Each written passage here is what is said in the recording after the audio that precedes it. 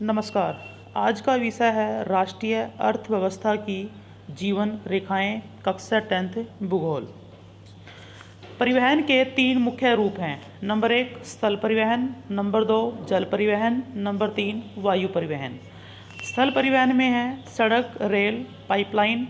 जल परिवहन में है आंतरिक जल परिवहन, समुद्री परिवहन। वायु परिवहन में है घरेलू विमान सेवा, अंतर्राष्ट्रीय विमान सेवा। पक्की और कच्ची सड़कें। पक्की सड़कों का निर्माण सीमेंट, कंक्रीट या कोल तार से किया जाता है। इन सड़कों पर हर मौसम में यातायात चलता रहता है, जो कच्ची सड़कों पर संभव नहीं है। कच्ची सड़कें वर्षा के मौसम में दलदली हो जाती हैं, उनमें चलना मुश्किल नहीं नामुमकिन हो जाता है। सड़कों का वर्गीकरण।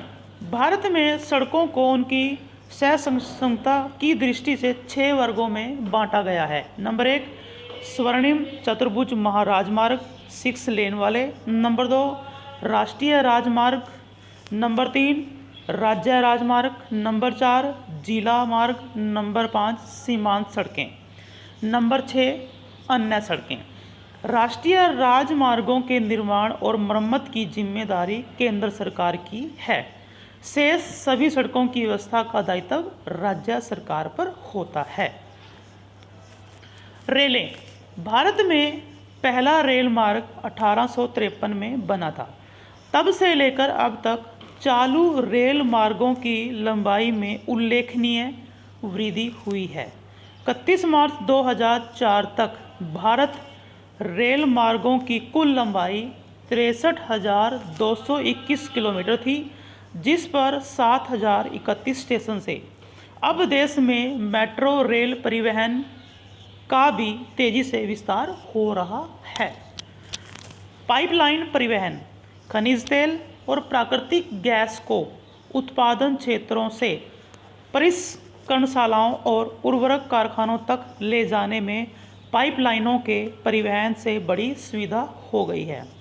पाइपलाइनों को बिछाते समय बहुत धन खर्च होता है, परंतु बाद में इन्हें चालू रखने में बहुत कम खर्च आता है। जलमार्ग।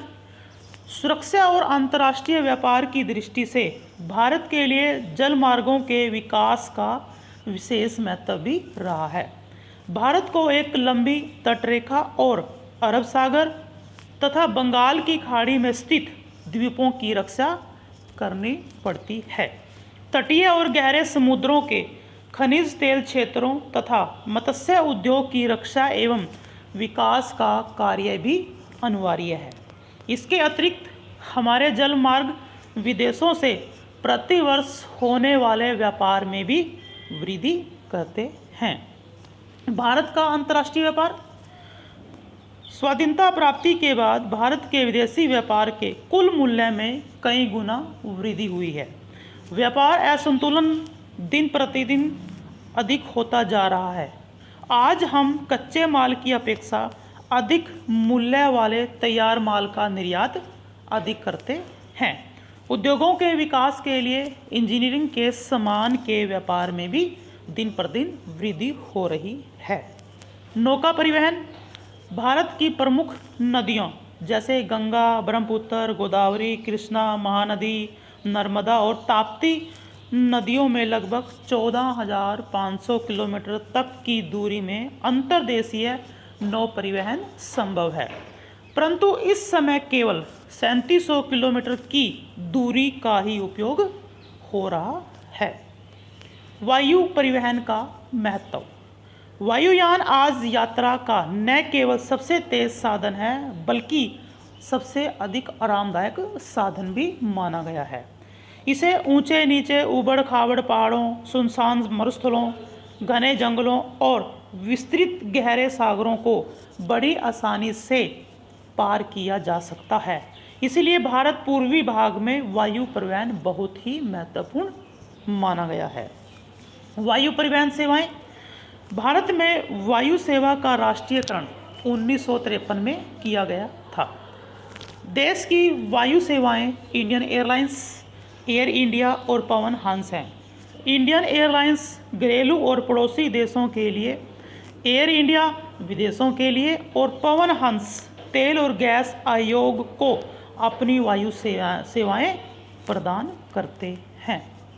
संचार के साधन डाक यानी कि पत्र, तार, समाचार पत्र, रेडियो, टीवी, टेलीफोन, इंटरनेट आदि संचार के प्रमुख साधन हैं। इनके द्वारा संदेशों का आदान प्रदान होता रहता है।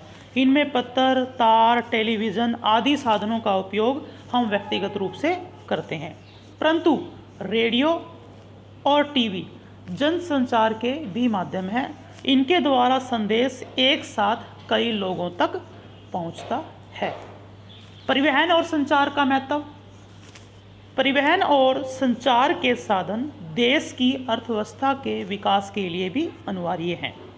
इनमें कृषि, उद्योग, व्यापार आदि को भी बढ़ावा मिलता है। इसलिए इन्हें किसी राष्ट्र और उसकी अर्थव्यवस्था की जीवन रेखाएं भी कहा जाता है। आई होप कि आपको ये चैप्टर समझ आ गया होगा। आप सभी ने इस अध्याय के महत्वपूर्ण बिंदुओं को ध्यान में रखते हुए अपनी फेयर नोटबुक में लिखने हैं। धन्यवाद। हम सबका दिन मंगलमय हो।